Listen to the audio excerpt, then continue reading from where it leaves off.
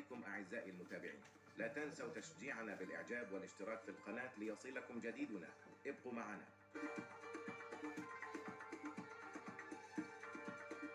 بالتزامن مع بناء الملعب الكبير في بن سليمان، يتم إطلاق مشروع ضخم لتأهيل البنية التحتية والطرق بتكلفة استثمارية ضخمة تصل إلى 500 مليار سنتيم. وقد تكفلت وزارة المالية والاقتصاد بتعبئة الجزء الأكبر من هذه الميزانية بمبلغ يصل إلى 2,219 مليون درهم خلال الفترة ما بين 2024 و2027، بينما خصصت وزارة التجهيز والماء مبلغ 1,991 مليون درهم. وساهم مجلس جهة الدار البيضاء سطات ب400 مليون درهم، والشركة الوطنية للطرق السيارة بالمبلغ نفسه.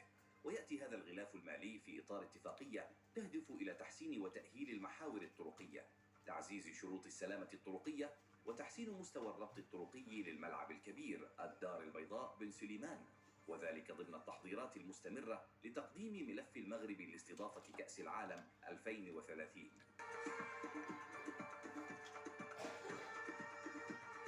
وبعد فوز مكتب الهندسة البريطاني وبيلوس بصفقة تصميم ملعب بن سليمان الكبير ضواحي مدينة الدار البيضاء الأكبر في العالم، تعمل شركات بريطانية جاهدة للحصول على مزيد من مشاريع مونديال 2030 بالمغرب.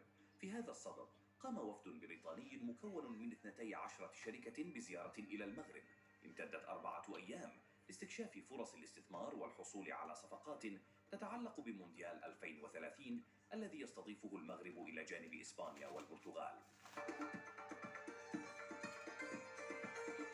زيارة الوفد البريطاني التي انتهت اليوم الجمعة شهدت لقاءات واسعة مع مسؤولين مغاربة معنيين بشكل مباشر بتحضيرات المملكة لاحتضان كأس العالم.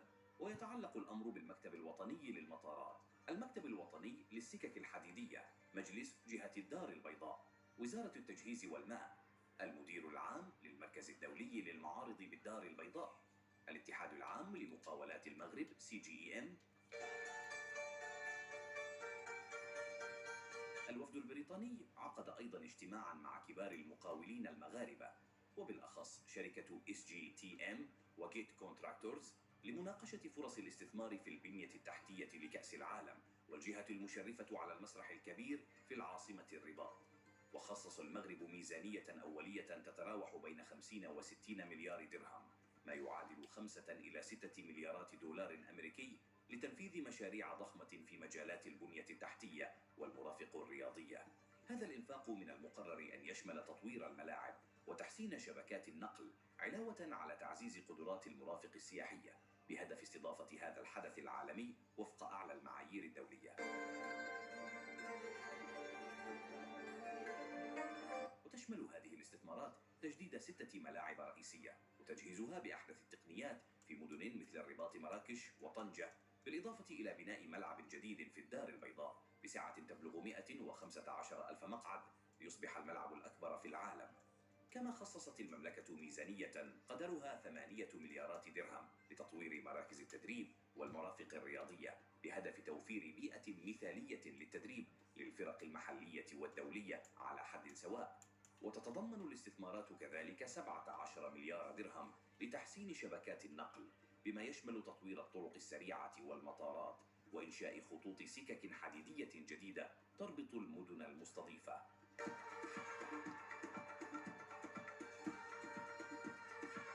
انطلقت يوم 15 من غشة عام 2024 أشغال الحفر على مساحة 100 هكتار في إقليم بن سليمان، حيث سيتم تشييد ملعب الحسن الثاني الكبير استعدادا لاحتضان المغرب لنهائيات كأس العالم بشراكة مع إسبانيا والبرتغال.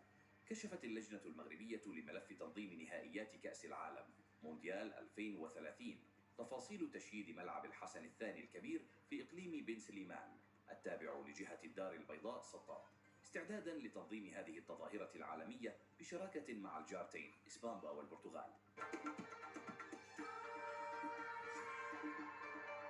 مركب الحسن الثاني ومرافقه حسب ما جاء في ملف الترشح الخاص بمدينة الدار البيضاء سيتم تشييد الملعب والمرافق المحيطة به على مساحة 100 هكتار، إذ ستنطلق أشغال الحفر يوم 15 من غشة 2024، على أن تنطلق رسميا أشغال البناء يوم 15 من نوفمبر 2024، وستمتد ل4 سنوات في أفق نهايتها في نوفمبر 2028. وبالإضافة إلى تشييد الملعب الرئيسي الذي سيتسع ل 115 ألف متفرج على مساحة 286,828 مترا مربعا، سيتم تشييد مجموعة من المرافق المحيطة به، وهي كالتالي: ملاعب التدريب على مساحة 86,828 مترا مربعا، فندق على مساحة 15,030 مترا مربعا، مركزان تجاريان، الأول يقام على مساحة 10,971 متر مربع، والثاني على مساحة 12,237 متر مربع. مركز المؤتمرات والمعارض يقام على مساحة 63,307 متر مربع. فضاء للألعاب على مساحة 14,263 مترا مربعا. ملعب مضمار ألعاب القوى على مساحة 83,222 مترا مربعا. صالة الرياضات على مساحة 82,957 مترا مربعا. قاعة الجيمناستيك على مساحة 27,486 مترا مربعا. مسبح على مساحة 34,282 مترا مربعا. 4. مواقف للسيارات والحافلات على مساحة 28 هكتارا، تتسع جميعا ل 13,463 سيارة. الأول يتسع ل 3,840 سيارة، والثاني يتسع ل 3,747 سيارة، والثالث يتسع ل 15,556 سيارة، والرابع يتسع ل 3,800 ورش سيارة.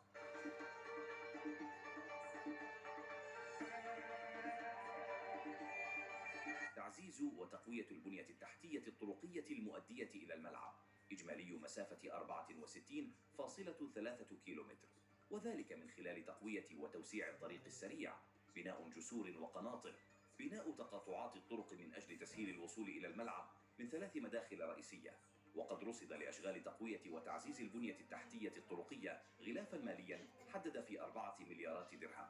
ويبعد الملعب عن مدينة بن سليمان 19 كيلومترا، وعن زناتة 28 كيلومترا، وعن بزنيقة 21 كيلومترا.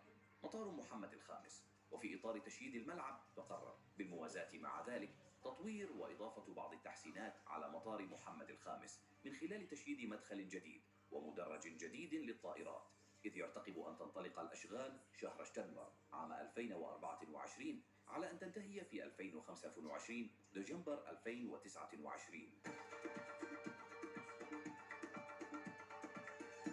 شبكة المواصلات. واستعرض ملف الدار البيضاء أيضا شبكة المواصلات في المدينة لتسهيل تنقل الجماهير خلال نهائيات كأس العالم من خلال شبكة خطوط الترامواي، 4 خطوط تمتد لمسافة 73.5 كيلومتر، وتعتمد على 102 محطة نقل بمعدل 53 ألف راكب في الساعة، إضافة إلى خطين لحافلات الباسواي يمتدان لمسافة 24.5 كيلومتر، ويعتمدان على 42 محطة نقل بمعدل 7,000 راكب في الساعة. إضافة إلى ذلك تعتمد مدينة الدار البيضاء حاليا حسب ملف المدينة لتنظيم المونديال على 700 حافلة موزعة على 49 خط بمعدل 71 ألف راكب في الساعة، و14,700 سيارة أجرة، و395 سيارة أجرة تربط المدينة بمطار محمد الخامس مباشرة. إضافة إلى ذلك سيتم إحداث خط حافلات يربط مدينة الدار البيضاء بمطار محمد الخامس. الإقامة حسب ما جاء في ملعب الدار البيضاء، فإن المدينة لن تسجل عجزا في الفترة التي تسبق تنظيم نهائيات كأس العالم، خاصة وأن المتطلبات الأساسية محددة في 12,440 غرفة في فنادق ذات 3 و4 و4 نجوم، في أفق تجاوز هذا الرقم ليبلغ 13,879 غرفة في 2030. وبالتالي هناك حاليا 10,567 غرفة متاحة، و3,272 غرفة قيد الإنجاز، ناهيك عن تخصيص مساحة ممتدة على 30 هكتارا من الأراضي العمومية للاستثمار الفندقي على بعد كيلومتر واحد وكيلومترين من ملعب الحسن الثاني الكبير، بهدف التوفر على 9,500 غرفة إضافية، منها 3000 غرفة تم الترخيص بإنشائها مسبقاً.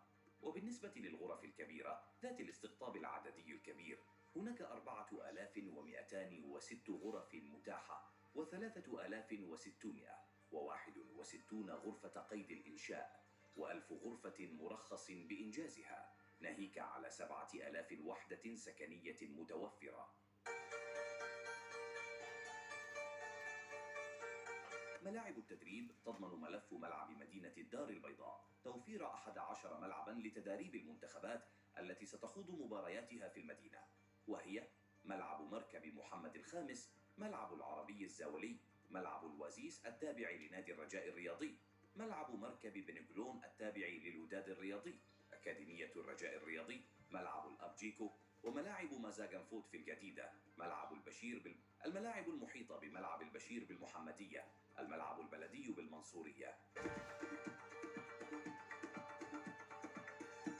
شبكة الأنرنت للجيل الخامس 5G، حرص ملف ملعب الحصن الثاني على إدراج شبكة الاتصال الجيل الخامس 5G في ملف استعدادات الدار البيضاء للمونديال، وبالتالي أكد أن المدينة تتوفر على كل مقومات الاتصالات اللازمة لنشر شبكة 5G، وسيتم نشر هذه الشبكة بعد الحصول على ترخيص من الوكالة الوطنية لتقنين المواصلات ANRT. ويرتقب أن تغطي شبكة الواي فاي للإنترنت الكثير من الأماكن في المدينة، الساحات العامة، المتنزهات، الحدائق، المناطق السياحية. معطيات سونارجيس وآنيب.